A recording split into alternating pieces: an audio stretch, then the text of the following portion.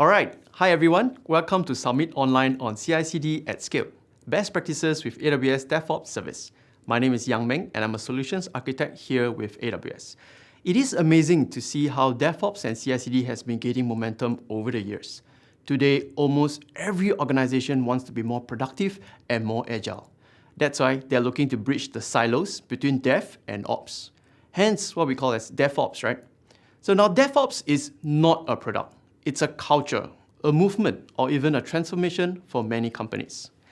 I'll be speaking for the next 15 minutes to give a broad view on how do we view DevOps and also introduce some best practices that help organizations deliver faster and more reliable updates to their customers.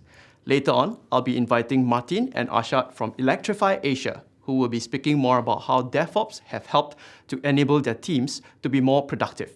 They even built some of the DevOps process into an Alexa skill and will demonstrate how they can simply use their voice to control their pipelines live here today. So a quick overview on what I'll be covering. I'll start off with explaining what DevOps means to us and bring focus into three key best practices in DevOps, mainly pipeline automation, safe deployments, and repeatable infrastructure changes. I will then invite Electrify Asia to tell you how they run DevOps on AWS. Let's start by talking about DevOps. In Amazon, here's what we think. DevOps is made up of three key aspects, right? Culture, practices, and tools. So we believe that the combination of these help to increase an organization's ability to deliver applications and services at high velocity and at scale. Culture, right? Culture is made up of a few things that involves mainly the mindset, right? For leadership, what is the strategy, mission, and vision of the top management? Do they value what it means to be agile?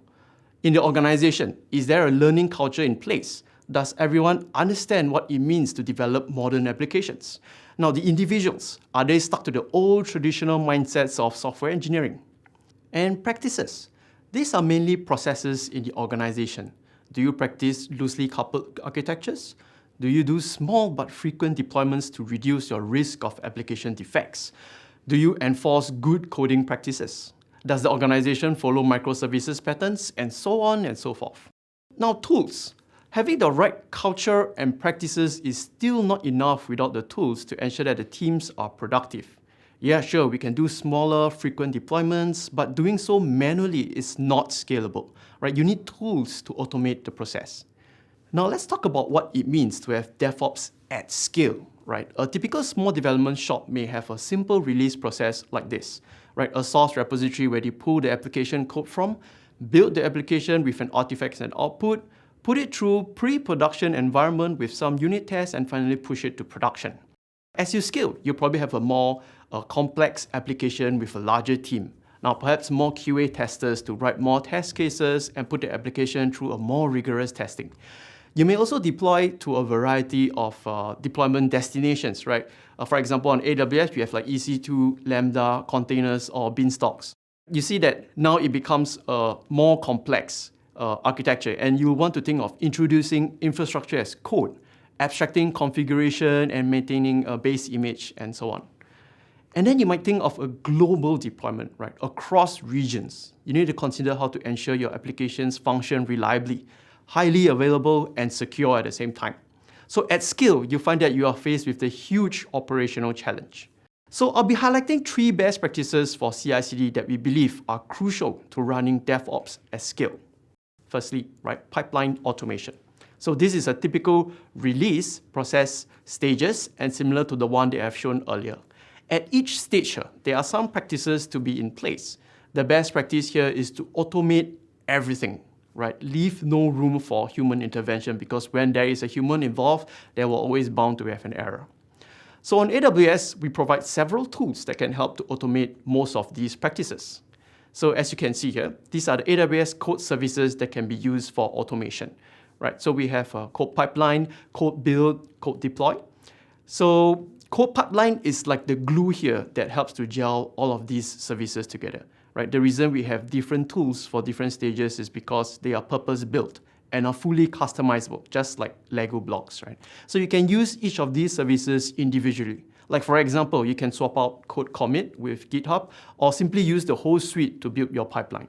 But of course, Code Pipeline is a fully managed service, right? You don't need to run or manage any servers at all. So you can automate which stage comes first, perform builds or execute tests in parallel, or add approval stages and notifications into your pipeline. So the key benefit of using Code Pipeline is that it has very wide integration with not just AWS services, but also other third-party tools. So you can trigger things like a third-party load test or even integrate it with Jenkins. So as for the supported sources, so you can trigger the pipeline automatically from a code change from code commit, GitHub, or Bitbucket. So this is something new from December 2019. Bitbucket users can now integrate with Code Pipeline, including using IAM for fine-grained permission management. So Code Pipeline also supports S3, so you can automate the pipeline to execute whenever an artifact is dropped into one of your S3 buckets. So if you're using containers, changes in your container tags in ECR can also trigger your pipeline. So you can integrate with Event Bridge as well, our serverless event bus to schedule builds, kind of like setting up a serverless cron job, right? So you can also use custom webhooks as well to call Code Pipeline to tell it to start a new build. So you will see in our demo later how we can use custom webhooks to trigger Alexa.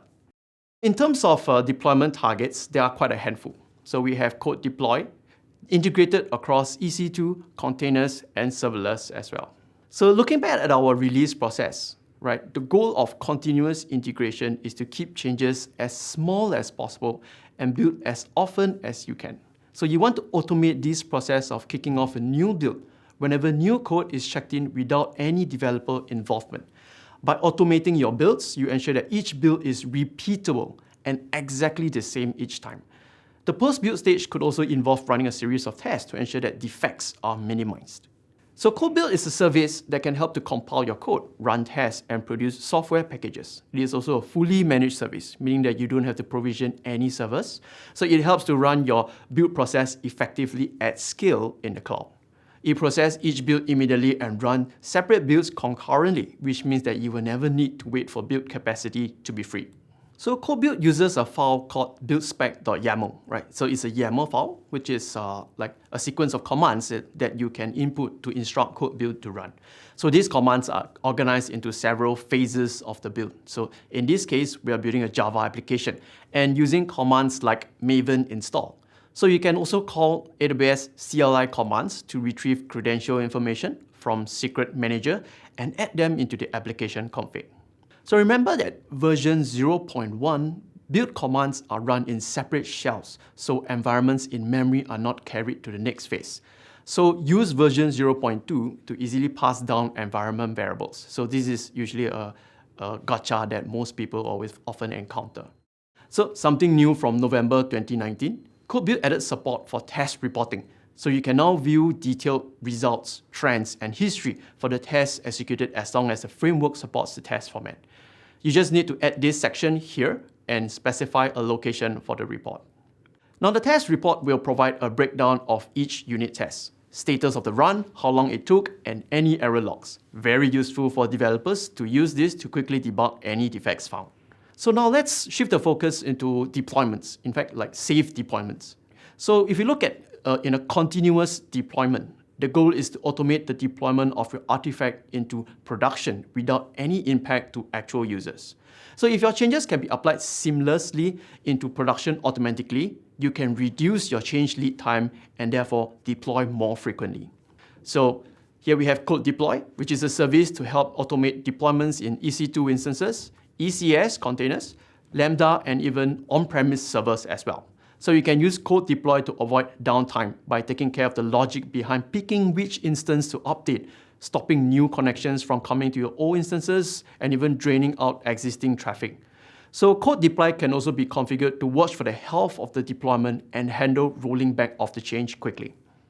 So CodeDeploy uses a file called appspec.yaml, which is similar to buildspec but allows you to provide commands to get your application started on the deployed targets.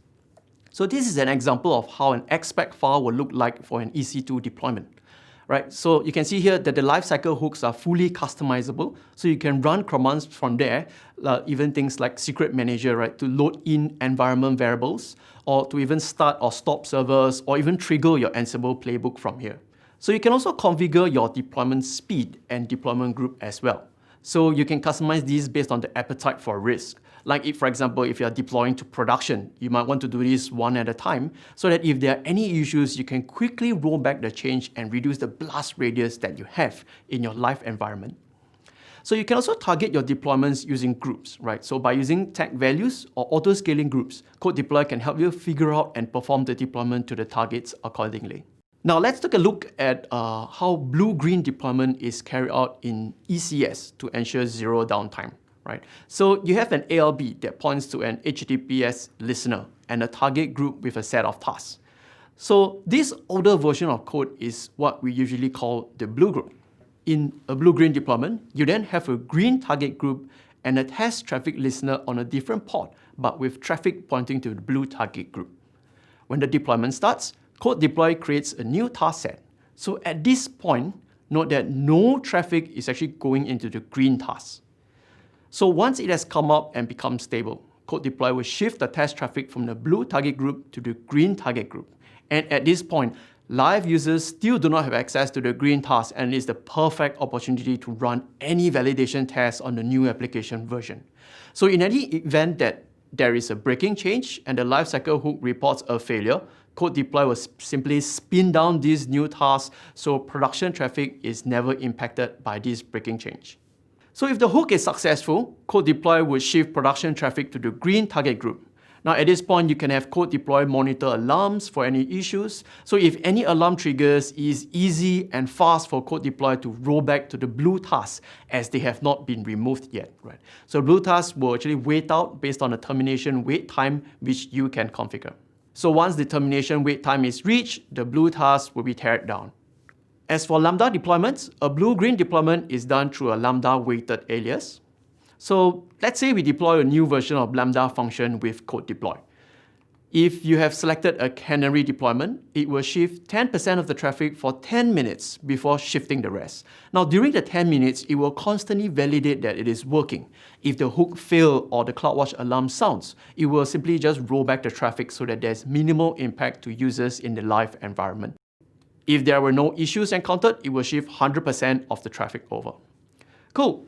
So let's now talk about repeatable infrastructure changes. Referring back to what we spoke about DevOps at scale, very often when we talk about CI/CD, it's about how the application moves between the different stages and how it gets deployed to production.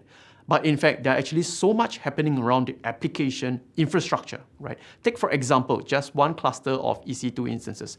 Think about the IAM roles required to be in place, the security groups, the load balancers, health checks, pipeline configuration, and so much more. If you want to quickly replicate this infrastructure across multiple regions in a repeatable and consistent manner, how are we going to do this? Right, so this is where infrastructure as code makes sense. The idea is to look at infrastructure just like looking at your code. So you can also use the same tools to structure and track changes just like how you version control your application code. You can also create an almost identical production environment as a staging environment for testing. So if you have been using CloudFormation to write your infrastructure as code and you really hated the curly braces in JSON like me and all the white spaces in YAML, I'm a YAML person, so you might want to check out like AWS Cloud Development Kit or CDK, right? So CDK is an open source framework which allows you to define your cloud infrastructure using TypeScript, Python, Java, and .NET. Under the hood, CDK actually synthesizes your code into CloudFormation templates, right? So it supports all the CloudFormation resource types and provides a library of high-level resource types that AWS best practices built in by default. So for example, if you look at this sample CDK template written in TypeScript, so in the line that is highlighted, in just one line of code, it helps to provision a VPC that comes with a subnet, security group, internet gateway, net gateway, and route tables, all according to AWS best practices. So in the line below, this creates an ECS cluster that runs on Fargate that comes with the ALB, listener, rule, target group, and Route 53 alias record as an optional. With just 22 lines of code, it generated over 400 lines of CloudFormation syntax. Now, can you imagine if you operate at a large scale with tens or hundreds or even thousands of AWS resources? How many lines of CloudFormation code that do you need to write? So by using AWS CDK, you can build your infrastructure in your favorite IDE, using your favorite programming language, and because it's just like writing application code, something that all developers like us like. So you get productivity benefits like code completion and inline documentation, which makes it faster to model your infrastructure. And now I'd like to pass the time to Martin and Arshad from Electrify Asia, who will tell us how they have used our code services in their environment. Hi, my name is Martin. I'm CEO of Electrify. Electrify is a startup about 3 years old, and we started by building a transactive energy platform for energy trading across a citywide grid. In fact, we've built a peer-to-peer platform that allows you to do that. We've been presenting this platform to grid and utility operators across the region. We've talked to people in Malaysia, in Thailand, and even Singapore. In fact, in Singapore, we're going to a full commercial pilot in the next few months. So you can imagine the amount of work we need to do to integrate with AWS, who's been a partner with us for the last 2 years. The amount of work is immense. And we're very, very glad to say that we've worked out some nice, quick modes of automation. And I'll let Arshad tell you a lot more about it right now. Thank you, Martin. My name is Arshad, Senior DevOps Engineer with Electrify Asia. So I'm going to talk about what are the challenges we had and how we rectified with using AWS services.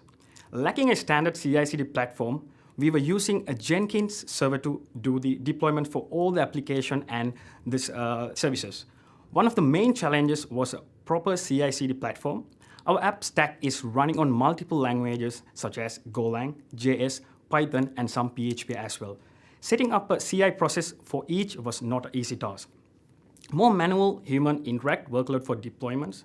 There are more human interactive manual tasks when we have to do deployments and executing post-build commands.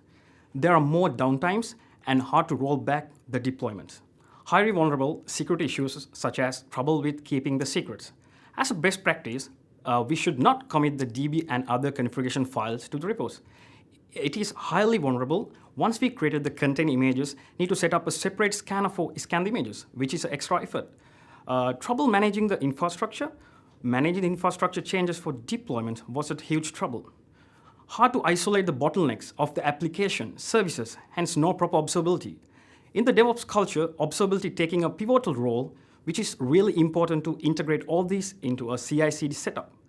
Without proper traces and logs, hard to identify the application bottlenecks. As we all know that AWS has 170 plus services and tools, much more to come. This is our Electrify stack and all the AWS services we are currently using. We are using all the developer tools and which helped us to satisfy requirements. Our application is data intensive service which needs services such as Redshift, data warehouse solutions. Postgres on Aurora helping us to scale our application when we need more replicas for run the application smoother. For analytic and for the data pipeline, Kinesis, Glue services are best solution we got from AWS. As I mentioned earlier, we had huge challenge maintaining the secrets DB credentials for the application. AWS Secret Manager made it easier and safer. We know that we have to deploy things faster, break things over and again. To make that process streamlined, we came up with this solution. We have deployed a fully automated pipeline, saved our cost and time. No more manual interaction as everything is fully automated.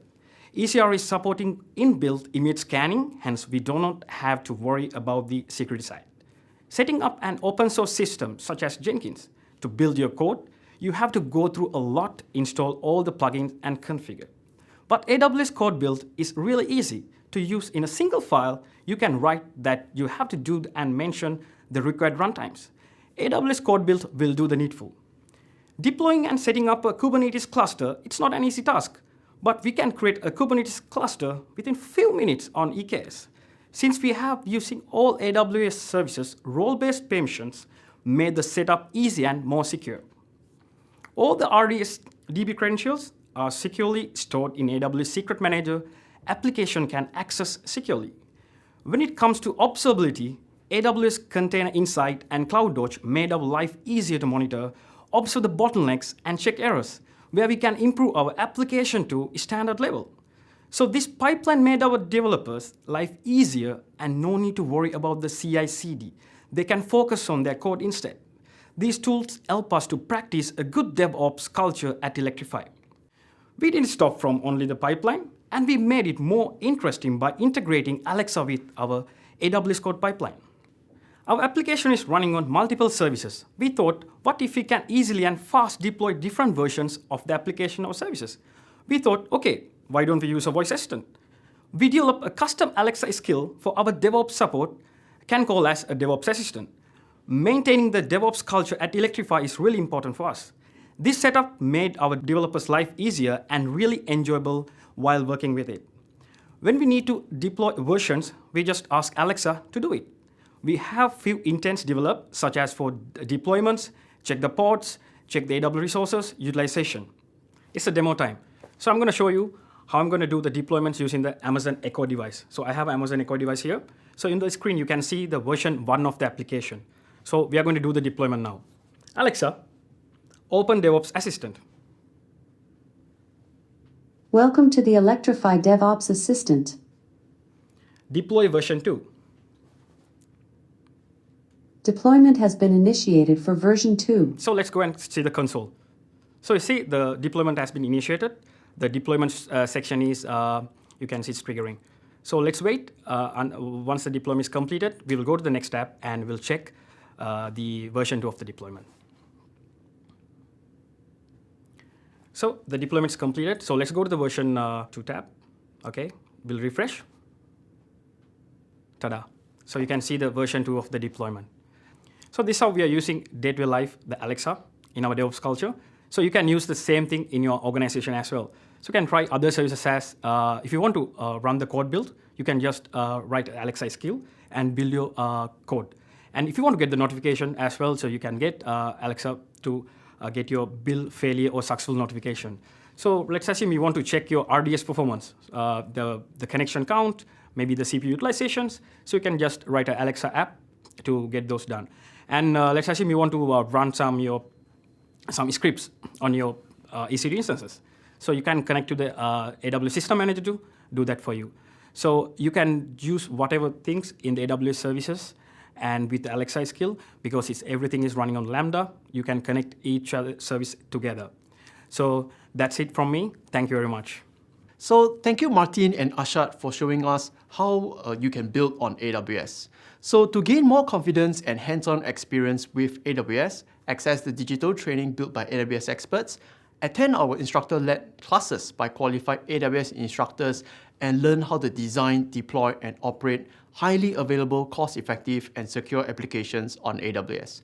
Validate your technical expertise with AWS and use practice exams to help you prepare for AWS certification. Thank you again for attending, and we really appreciate your feedback so that we can better understand the topics and services you would like to know more about. So please, do take the time to fill out our survey and let us know what you think. Thank you very much.